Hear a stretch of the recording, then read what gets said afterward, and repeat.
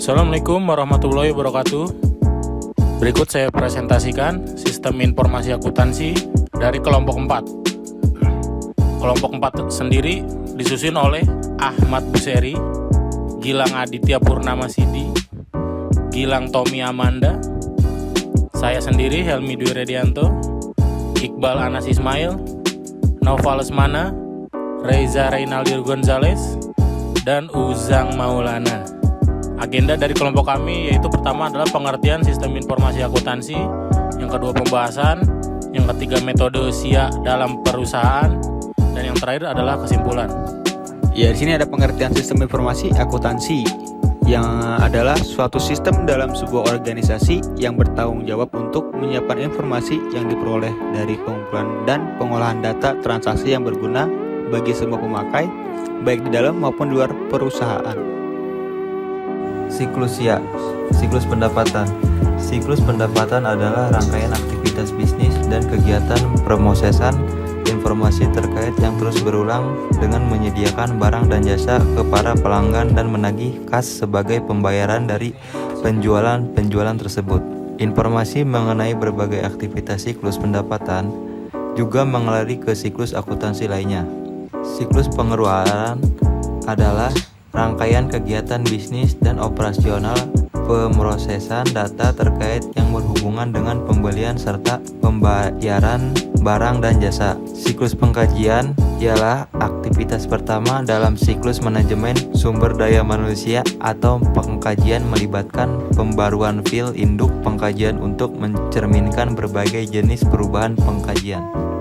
Siklus produksi adalah rangkaian aktivitas bisnis dan operasi pemrosesan data terkait yang terus terjadi yang berkaitan dengan pembuatan produk. Siklus buku besar dan pelaporan ialah siklus buku besar dan pelaporan terdiri atas kegiatan pengelolaan data yang berkaitan dengan proses updating rekening buku besar, dan pembuatan laporan yang merupakan ringkasan hasil operasi perusahaan.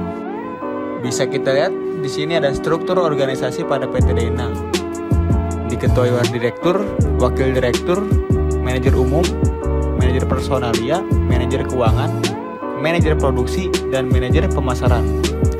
Dari manajer umum beralih pada kasir transport, dan manajer personalia adalah recruitment staff, payroll staff, dan manajer keuangan, finance, purchasing, dan pembelian. Di sini ada manajer produksi kepada produksi, pola, cutting, sewing, dan QC. Kemudian ada gudang. Dari manajer pemasaran adalah marketing. Siklus pendapatan pada PT Dainang melalui DFD level 0. Di sini bertujuan pusat kepada siklus pendapatan. Yang pertama kita melihat dari pelanggan, berapa permintaan pelanggan tersebut, pesanan berapa, dan pembayaran melalui apa. Kemudian setoran kepada bank dan membuat laporan menuju siklus pendapatan. Kemudian penjualan, sistem buku besar dan pelaporan. Kemudian kepada komisi, siklus manajemen sumber daya manusia dan penggajian. Kemudian menuju kebutuhan produksi dan pembelian order atau back order. Di sini ada siklus pengeluaran dan siklus produksi dan mengacu pada siklus pendapatan. Dari sini menuju respon atau permintaan, dan kemudian muncullah faktur. Dari situ kita bisa menuju kurir, bill of lading, dan bill of lading lagi. Kemudian kita menuju siklus pengeluaran pada PT Dainang. Di sini siklus pengeluarannya adalah permintaan barang yang pertama, pesanan barang, dan various departemen pengendalian persediaan secara bersamaan. Kemudian kita masuk kepada siklus penggajian. Di sini ada sistem penggajian masuk pada laporan. Berikut menuju ke departemen manajemen SDM. Perubahan dalam penggajian, dan kemudian pada laporan berbagai departemen, data kehadiran dan waktu, kemudian pajak penghasilan dan laporan pajak, masuk pada lembaga pertahanan dan tarif dan instruksi pajak. Yang kedua adalah cek gaji. Di sini menuju ke pegawai, pengambilan dan potongan pajak, dan cek penggajian melalui bank. Kemudian masuk pada cek dan laporan asuransi dan perusahaan lainnya, menuju perubahan tarif dan instruksi, dan kembali kepada sistem penggajian. Siklus produksi pertama-tama adalah siklus pendapatan. Di siklus pendapatan pesanan pelanggan menuju siklus produksi. Dari siklus produksi ini kita menuju ke siklus pengeluaran. Di sini dari siklus produksi kita melakukan pemesanan bahan baku ke supplier lain. Ketika bahan baku datang, kita langsung ke siklus pengajian SDM. Kita menghitung kebutuhan tenaga kerja, biaya tenaga kerja, kembali ke siklus produksi lagi, dan diproduksi produknya menuju ke siklus pendapatan. Setelah itu kita menuju ke cost produksi. Di situ ada sistem buku besar dan pelaporan. Ada juga manajemen laporannya. Siklus buku besar dan pelaporan. Seperti yang kita sama-sama tahu, di siklus buku besar dan pelaporan ini merupakan siklus yang mencatat laporan-laporan dari berbagai siklus-siklus sebelumnya, seperti siklus pendapatan, pengeluaran, siklus produksi, dan siklus penggajian, yang nantinya laporan-laporan tersebut akan dilaporkan kepada manajer dan bagian keuangan.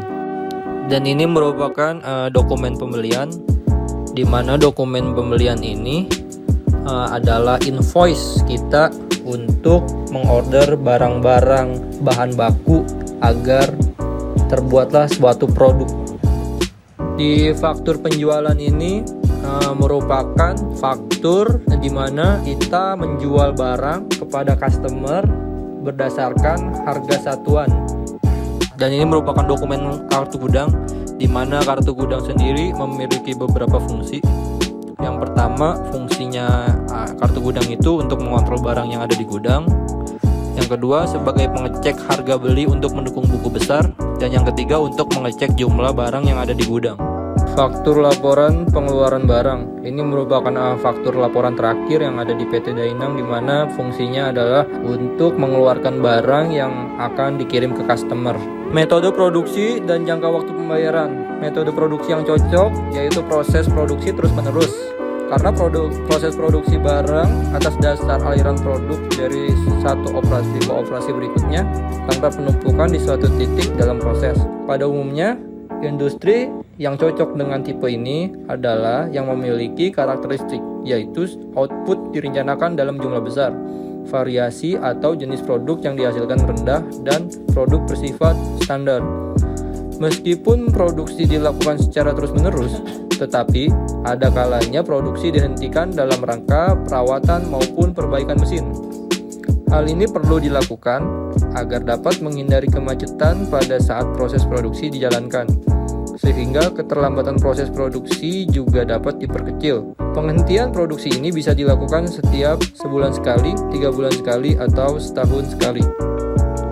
Jangka waktu pembayaran yang diberikan kepada para pelanggan adalah syarat penjual kredit 2/10 net per 30, yang dapat diartikan pembayaran dapat dilakukan dalam jangka waktu 10 hari sesudah waktu penyerahan barang dan mendapatkan potongan tunai sebesar 2% dari harga penjualan, dan pembayaran selambat-lambatnya dilakukan dalam kurun waktu 30 hari sesudah waktu penyerahan barang. Dengan begitu, pelanggan dengan arus kas yang cukup akan lebih memilih membayar maksimal 10 hari demi mendapatkan diskon dan mengurangi biaya yang dikeluarkan. Namun, apabila dalam kurun waktu 30 hari belum dilakukan pembayaran oleh pelanggan, maka berarti semakin besar jumlah investasi perusahaan dalam piutang. Dan yang terakhir adalah kesimpulan. Kesimpulan dari kami adalah sistem informasi akuntansi merupakan organisasi yang terdiri dari penyediaan formulir, catatan, dan laporan mengenai penjualan yang dikoordinasikan sedemikian rupa untuk menyediakan informasi keuangan yang dibutuhkan oleh manajemen guna memudahkan pengelolaan perusahaan. Sistem informasi akuntansi perusahaan manufaktur merupakan solusi tepat bagi PT Dainang yang memikirkan prospeknya dalam jangka panjang. Hal ini dikarenakan sistem informasi akuntansi perusahaan manufaktur lebih menekankan kepada proses produksi yang terjadi dalam sebuah lantai produksi, mulai dari input, bahan mentah, hingga output barang jadi, dengan mempertimbangkan semua proses yang terjadi. Terima kasih telah menonton video ini. Apabila ada pertanyaan, kritik, dan saran, silahkan komen di bawah. Terima kasih.